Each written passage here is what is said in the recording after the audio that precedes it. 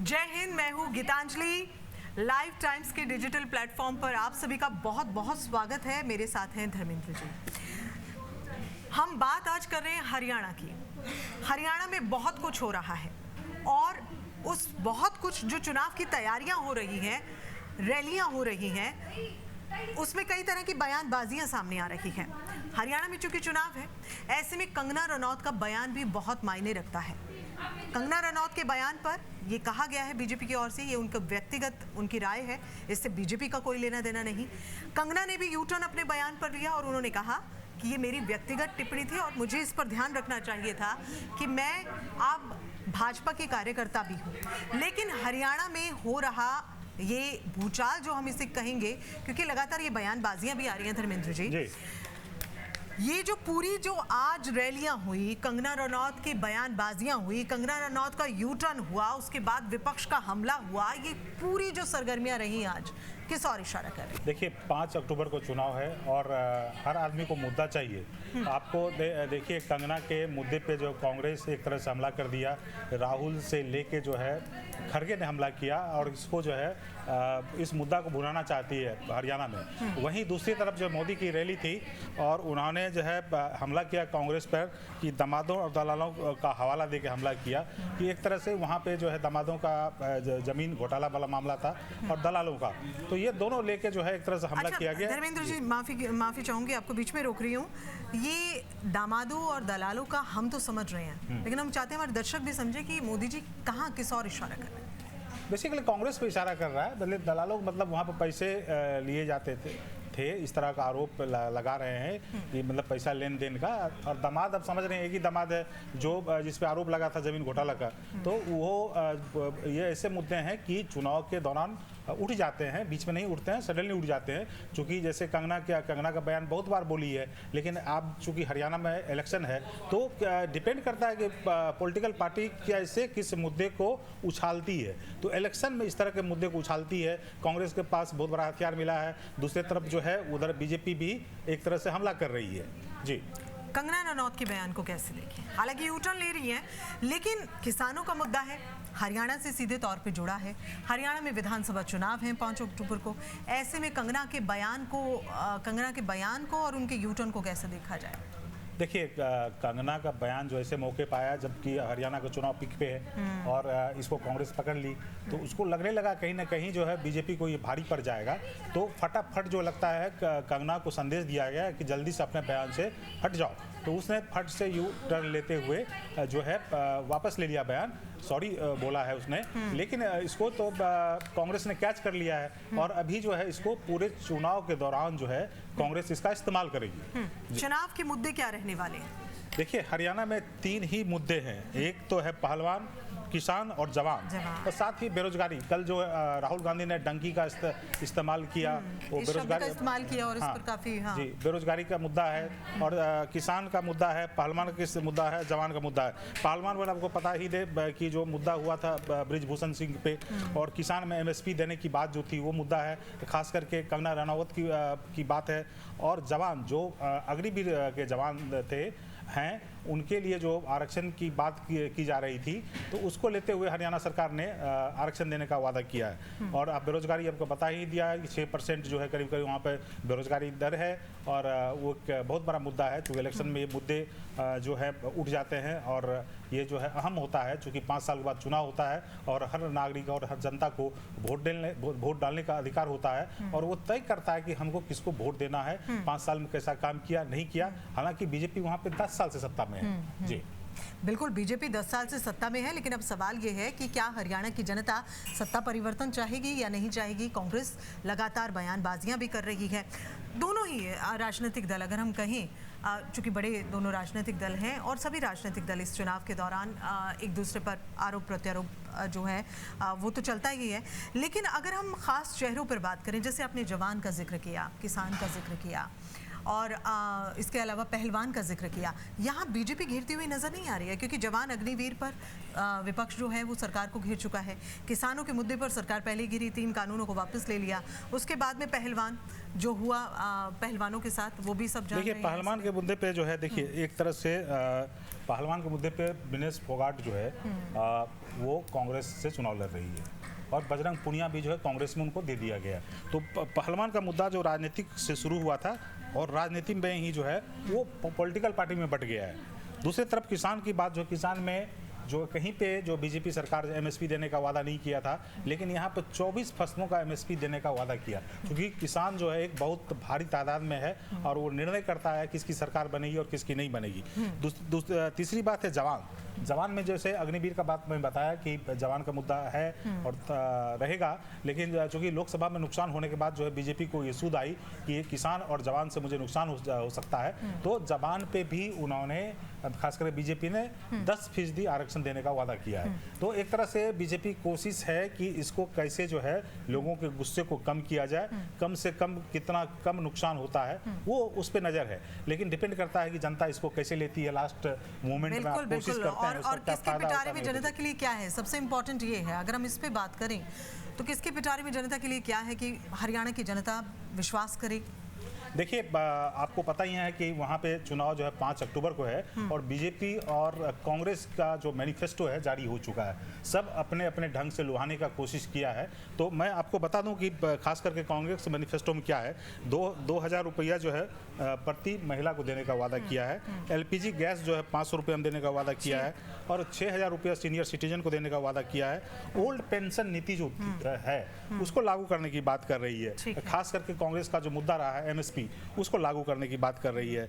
और गरीबों के लिए जो है 100 गज प्लॉट है और भी राहत देने की बात है, ड्रग फ्री करने की बात है। और जो आपका ये आयुष्मान भारत की तरह जो एक तरह से इलाज होता है, तो वहाँ पे चिरंजीवी योजना उसमें 25 लाख देने की बात की है। सॉरी, उसके बाद खास जो है ये दिल्ली में जब बिजली के मुफ्त की राजनीति शुरू हुई थी, तो हर सरकार जो है ये कोशिश करती है बिजली के मुद्दे को भी लाया जाए। तो कांग्रेस ने 300 यूनिट बिजली का फ्री करने की बात की है। जहां तक बीजेपी की बात करा दें तो बीजेपी ने महिलाओं को करीब 2100 रुपये पर महीने देने की बात की है, 2 लाख नौकरी देने की बात की है, अग्निवीर योजना को जो है वो 10% आरक्षण देने की बात की है, 5 लाख लोगों को आवास देने की बात की है, जो MSP का बात मैं बता रहा था 24 फसलों पर MSP देने की बात की है, 5 लाख लोगों को अन्य रोजगार देने की बात की है, और आयुष्मान योजना जो है वहाँ पे 10 लाख जो है आप इंश्योरेंस इलाज करा सकते हैं। कंपैरिजन करें तो महिलाओं बुजुर्गों की बात तो दोनों ने की है, लेकिन यहाँ नौकरी की बात बीजेपी ने की है। नहीं, नौकरी की बात युवा अगर हम कहें, युवा जो है इस बात से कितना आकर्षित होगा इस बात को लेकर? वहाँ पे बीजेपी ने भी किया है, कांग्रेस ने भी किया था, कुछ कॉमन चीज़ है। रोजगार की बात में बीजेपी ने किया, कांग्रेस ने किया। फ्री सिलेंडर की बात जो है 500 रुपया में बीजेपी ने देने का वो किया है, कांग्रेस ने भी किया है। फ्री इलेक्ट्रिसिटी का जो है कांग्रेस ने किया है। यहाँ पे जो है वो MSP लाने की बात कर रही है, घर देने की बात कर रही है। 36 बिरादरी है उसको जो है खास बजट दिया जाएगा। तो एक तरह से लुभाने की कोशिश है। तो कुछ 19-20 का आंकड़ा है, लेकिन हर अब पता है कि ये फ्री की राजनीति है। पिटारे में तो बहुत कुछ लेकर घूम रही हैं, लेकिन अब देखते हैं कि हरियाणा की जनता क्या फैसला करती है। क्योंकि बात ये भी है कि चुनाव फंस जाएगा, कुछ इस तरह की भी बातें। देखिए, चुनाव तो पिछले बार ही फंस गया था, आपको पता नहीं, चुनाव पिछले बार ही फंस गया। तो बीजेपी को बहुमत तो मिला नहीं था, 40 सीट ही मिली थी 90 सीट में से। तो इस बार तो और स्थिति खराब, चूँकि 10 साल से एंटी इनकम्बेंसी फैक्टर है और वहाँ पे मुख्यमंत्री का चेहरे को बदल दिया गया है। लेकिन सबसे बड़ी बात जो है, आप एक सवाल मैं बता दूं कि जो आपने भूल गया, मैं बता दूं कि इसमें चेहरे जो बहुत हैं, बहुत दावेदार हो गए हैं। इसे दावेदार देखिए, मैं आपको इस पे दिखा दूं कि कांग्रेस की तरफ से हुड्डा है, सेल्जा है, इसके बाद वहाँ पे रणदीप सुरजेवाला ने दावा किया है। उसके बाद इधर से देखेंगे कि सैनी है और उसके बाद अनिल विज है, उसके बाद वहाँ पर राव, इंद्रजीत सिंह राव, इंद्रजीत सिंह राव, वो भी जो है अपने मुख्यमंत्री की बात किया है। तो एक तरह से 3 चेहरे इधर से हैं, 3 चेहरे ये हैं। यदि बीच में फंस जाता है तो देखिए केजरीवाल यदि कुछ सीटें मिल जाती है और इसके बाद जो आपको दुष्यंत चौटाला को सीट मिल जाती है, तो ये यदि हंग असेंबली होता है तो इसमें इन दोनों का किरदार बहुत अहम हो सकता है। इसमें भी चेहरे बदल सकते हैं यदि हंग असेंबली हुआ।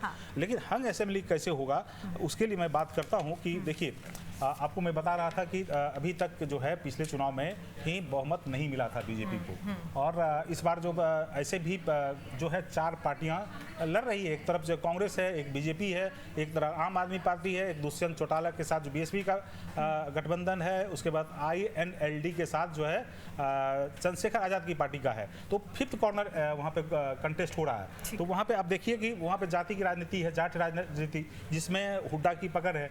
तो वहाँ पे जाट और नन जाट की बात है, तो जाट में जो है कांग्रेस की पकड़ है, तो करीब 75% जो है नन जाट, जो जिसमें पंजाबी भी है, ब्राह्मण भी है, यादव भी हैं, दलित भी हैं, अन्य भी, तो उसकी भी राजनीति है। तो बीजेपी की कोशिश रही है वहाँ पे जाट चेहरा नहीं चेहरे भी लाने होंगे, ऐसे नहीं, जाट चेहरा को वहाँ पे तवज्जो नहीं दी गई, वहाँ पे नन जाट को दिया गया। और डिपेंड करता है कि दूसरी सबसे बड़ी बात है, वहाँ पे जो चुनाव होते हैं 30% वोट, आप 100 में से 30% वोट हटा दीजिए, उसमें जो है कौन कौन ले जाएगा? INLD प्लस ये गठबंधन ले जाएगा, इंडिपेंडेंट ले जाएगा, प्लस JJP और जो है BSP। उसके बाद 10 से 11 सीट मेरे पास डेटा जो है 1987 से है। और आपको बता दूं कि INLD इंडिपेंडेंट जो है वहाँ पे ऑलवेज 10 से लेके 16% 17% तक वोट ले जाता है। अच्छा। प्लस ये 30% मान लीजिए वोट वहाँ पे निकल गया, बच गया 70% का खेल। 70% में अब डिपेंड करता है किसको वोट ज़्यादा होगा, क्योंकि 70% में मान लीजिए जिसके पास 37-38% वोट आता है वो उसकी सरकार बन जाएगी वहाँ पे। तो डिपेंड करता है कि किसको इसमें जो है वोट मिल सकता है। तो देखिए वहाँ पे जो बोला जा रहा है कि बीजेपी का पलड़ा जो है मजबूत नहीं है, और लेकिन वहाँ पे क्या है कि मोदी बड़ा चेहरा है, जहाँ पे भी इलेक्शन हुआ है तो कभी भी बीजेपी जो 70 सीट से ऊपर कभी मैंने रेयर केस में वो डबल डिजिट से नीचे आई है। तो वहाँ पे लग रहा है कि जो है चीज़ें लोकसभा से अलग हुआ, क्योंकि लोकसभा में नैरेटिव था, अभी एक नैरेटिव आ गया है, वो है कंगना रनौत वाला। तो वो नैरेटिव को कितना कांग्रेस कर ले जाती है, नहीं ले जाती है, क्योंकि किसान के मुद्दे पे ऑलरेडी इलेक्शन हो चुका है। लोकसभा में बीजेपी को जो सजा देनी थी हो गई है। नैरेटिव जो आपका जो है संविधान बदलने की, अग्निवीर का मुद्दा था, वो ऑलमोस्ट सेटल हो गया है। अब जो है यहाँ पे अब डिपेंड कर रहा है, लेकिन धर्मेंद्र जी लग रहा है कि सेटल हो गया है, लेकिन जब वोटिंग होगी उसके बाद ये साफ होगा कि हरियाणा की जनता से जो एक्सपेक्टेशन बीजेपी कर चल रही है, और खासकर इन मुद्दों पे जिनका हम जिक्र कर रहे हैं, वहाँ हरियाणा की जनता उन्हें किस तरह से एक्सेप्ट कर रही है। पिटारे में बहुत कुछ है, जनता कितना विश्वास कर रही है, ये सब चीजें जो फैक्टर्स हैं। वही मैं दो तीन तो बताया। देखिए एंटी इनकम्बेंसी, किसी भी स्टेट में 10 साल शासन करते हैं, एंटी इनकम्बेंसी फैक्टर होता है। एक तरह से किसान नाराज है और उसको नाराजगी को कम करने की कोशिश की गई है। जवान नाराज है, उसको कम करने की कोशिश की गई है। बिल्कुल, नाराजगी कम करने की कोशिश तो की गई है, लेकिन वो सही नाराजगी कम होती है नहीं होती है, ये जो है उस पता चलेगा। और इस पर बीजेपी घिर भी सकती है परिणाम में। हाँ, लेकिन एक बात बता दूं, वहाँ पे किसी भी पार्टी को बहुमत मिलने की संभावना बहुत कम है, क्योंकि ऐसा 5th कॉर्नर कंटेस्ट है, वहाँ पे कम से कम बीजेपी 30%। धर्मेंद्र जी, मुद्दा हमारा ऐसा है कि लग रहा है कि इस पर अगर हम चर्चा करेंगे तो शायद पता नहीं कितनी लंबी चर्चा हो जाएगी, क्योंकि हरियाणा में विधानसभा चुनाव और ऐसे में जो सभी राजनीतिक दल दमखम दिखा रहे हैं, और जैसे अभी आप भी जिक्र कर रहे थे, एक की सरकार बहुमत में तो बनने से रही। तो अब ये देखना होगा कि हरियाणा की जनता क्या कहती है। हालांकि हम लगातार सर्वे भी करा रहे हैं, लोगों की ओपिनियन भी हम अपने दर्शकों को लगातार दिखा रहे हैं, और हरियाणा से जुड़े तमाम मुद्दे, हरियाणा चुनाव से जुड़ी अपडेट्स लगातार हम आपको बताते रहेंगे। चुनाव से पहले क्या कुछ सरगर्मियां चल रही हैं, ये भी हम आपको डिटेल्स पहुंचाते रहेंगे। हम उम्मीद करते हैं कि आज का मुद्दा आपको ज़रूर पसंद आया होगा, और हम फिर से यही कहेंगे कि अगर आपका कोई कमेंट है, आपका कोई सजेशन है, तो आप हमें मैसेज कर सकते हैं, और कल फिर हम हाजिर होंगे एक और नए मुद्दे के साथ। तब तक आप देखते रहिएगा लाइव टाइम्स। जय हिंद।